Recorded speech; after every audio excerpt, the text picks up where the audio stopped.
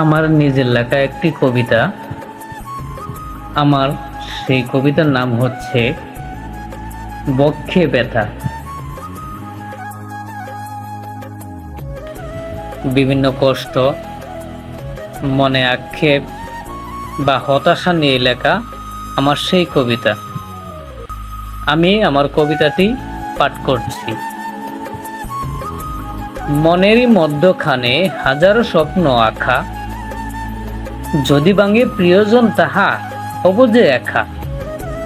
প্রতি প্রহরে নতুন স্বপ্নের আলোপনা রাঙানো হয়, কে জানে তা অতি শীঘ্রই হবে যে ক্ষয়। আজি সমস্ত স্বপ্ন সবই তো রয়েছে প্রিয়কে ঘিরেই, আসে যদি ফারাক সে কি বলে যাবে সব স্মৃতি অচিরেই। এই অদমনীয় বসুধাই সব প্রেরণা কি বিলাসিতা, তাই তো নিষ্ফল কহনে এত বিভাজনতা।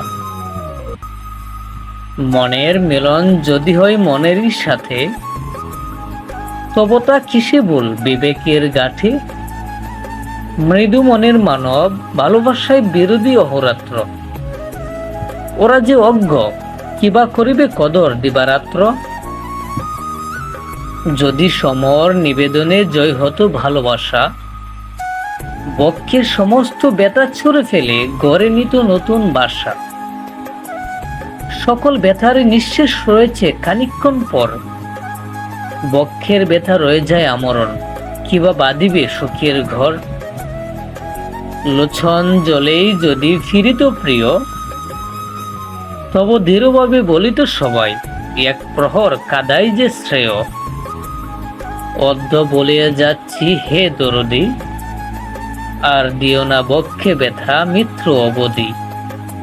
মানুষের প্রেমে মানুষই এগিয়ে যাবে, আজীবন করে যাও, বক্ষের সুখ ফিরে আনিব যদিও হয় মরণ।